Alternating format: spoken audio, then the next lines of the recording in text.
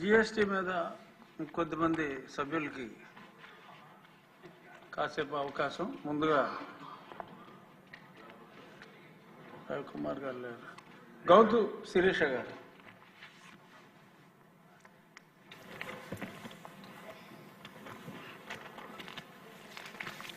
ధన్యవాదాలు అధ్యక్ష. జిఎస్టీ సరళీకృతమైన విషయంపై మాట్లాడే అవకాశం ఇచ్చినందుకు ధన్యవాదాలు. గూడ్స్, సర్వీసెస్ అండ్ ట్యాక్స్ ఈ మూడు ముఖ్యమైన పన్నుల విధానాన్ని కలిపి అమలు చేస్తున్న విధానం ముఖ్యంగా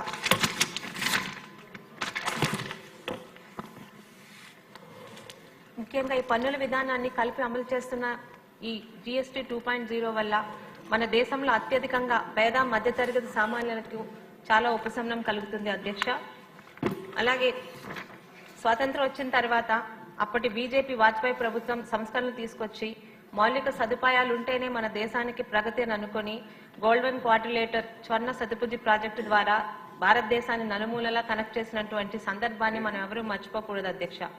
అటువంటి చారిత్రాత్మకమైన మార్పులతో ఈరోజు భారతదేశాన్ని మార్గనిర్దేశం చేస్తున్న మన ప్రధానమంత్రి నరేంద్ర మోడీ గారు ఈరోజు దసరా కానుకగా భారతదేశ ప్రజానీకంలో దాదాపు 150 కోట్ల మందికి లబ్ధి చేకూర్చే విధంగా జిఎస్టీ 2.0ని ఆవిష్కరించబోతున్నారు అధ్యక్ష.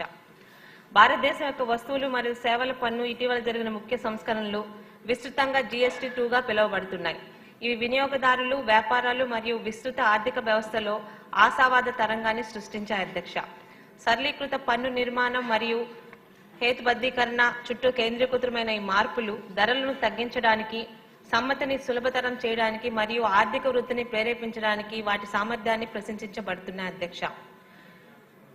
ఈ సరళీకరణ మునుపటి మరింత సంక్లిష్ట వ్యవస్థ నుండి గణనీయమైన నిష్క్రమణ మరియు అనేక సానుకూల మార్పులను తీసుకొస్తుందని భావిస్తున్నాం అధ్యక్ష. కొత్త నిర్మాణం మునుపటి పాలనలో సాధారణ సమస్య అయిన వస్తువులు మరియు సేవలను వర్గీకరించడంలో అస్పష్టతను తగ్గించడం లక్ష్యంగా ఈ జిఎస్టీ 2.0 పెట్టుకుంది అధ్యక్ష. ఇది తక్కువ వివాదాలు మరియు వాద్యాలకు దారితీస్తుందని వ్యాపారాలకు సమయం మరియు వనరులను ఆదా చేయడంలో అంచనా వేయబడింది అధ్యక్ష. తక్కువ పన్ను స్లాబులతో జిఎస్టీ పాలన వ్యాపారాలు మరియు వినియోగదారులు ఇద్దరికీ మరింత పారదర్శకంగా మారుతుంది అధ్యక్ష. ఉత్పత్తులు మరియు సేవలపై విధించే పన్నులు గురించి స్పష్టమైన అవగాహనను పెంపొందిస్తుంది అధ్యక్ష.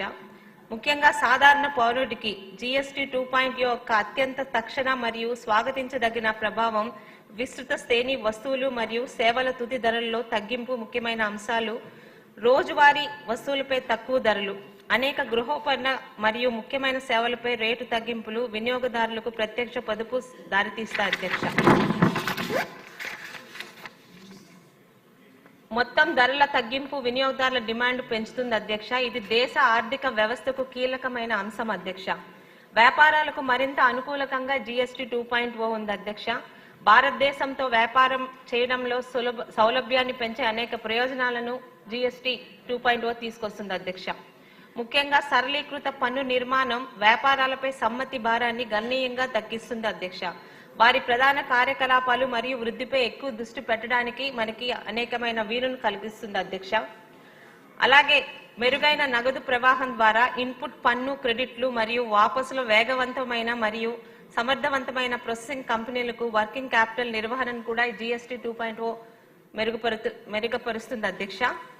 జిఎస్టీ పరిహార సైన్స్ తొలగింపు మరొక సానుకూల దశ. పన్ను గణనను సులభతరం చేస్తుంది మరియు కొన్ని వస్తువులపై పన్ను సంభావ్యతను తగ్గిస్తుంది అధ్యక్ష. ఆసక్తికరంగా ఇటీవల సంస్కరణలు పర్యావరణ స్థిరత్వం కోసం సానుకూల చర్యలను కూడా కలిగి ఉన్నాయి అధ్యక్ష. పునరుత్పాదక ఇంధన సాంకేతికాలు మరియు సంబంధిత పరికరాలపై జిఎస్టీని తగ్గించడం ద్వారా ప్రభుత్వం పచ్చని ఆర్థిక వ్యవస్థను ప్రోత్సహించాలనే స్పష్టమైన ఉద్దేశాన్ని కూడా సూచిస్తుంది అధ్యక్ష. ఈ చర్య క్లీన్ ఎనర్జీ పరిష్కారాలను మరింత సరసమైనదిగా చేస్తుంది అధ్యక్ష. భారతదేశం దాని వాతావరణ లక్ష్యాల వైపు కూడా పరివర్తన వేగవంతం చేస్తుంది అధ్యక్ష. మొత్తం మీద జిఎస్టీ 2.0 ఒక దీర్ఘకాలిక ప్రభావం రాబోయే నెలల్లో విస్తరిస్తుండగా మన ప్రారంభ స్పందన చాలా సానుకూలంగా ఉంది అధ్యక్ష.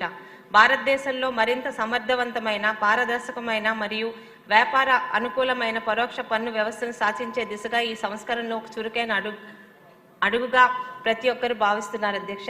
ఈ అవకాశం నాకు ఇచ్చినందుకు మీకు ధన్యవాదాలు అధ్యక్ష. ఆదినారాయణ రెడ్డి గారు. మోడీ గారు మూడవసారి ప్రధానమంత్రి మరియు 3వ స్థానం ప్రపంచంలో ఆర్థిక విధానం. గౌరవ ముఖ్యమంత్రి గారు 4వసారి. జిఎస్టీ 2. ఇది భక్త ప్రహ్లాద చెప్పినట్టు హిందూ అందు లేదు అన్నట్లు అన్ని రంగాల్లో ప్రజలకు ఖర్చు అదే ఆదాయం. దీన్ని అన్ని చోట్ల నిర్మలా సీతారామన్ గారు చెప్పినట్లు అన్ని చోట్ల డిస్ప్లే జరగాలి అధ్యక్ష. అది గవర్నమెంట్ ఇన్స్టిట్యూషన్స్ ప్రైవేటు కానీ లేదా డాక్టర్ల దగ్గర కానీ ప్రైవేట్ డాక్టర్ల దగ్గర కానీ వ్యాపార రంగాల దగ్గర కానీ ప్లస్ గవర్నమెంట్ ఒక యాప్ ఓపెన్ చేసి అందరి ప్రజలకు రేషన్ కార్డు హోల్డర్స్ కానీ అందరికీ యాప్ ద్వారా తెలియజేయాలి.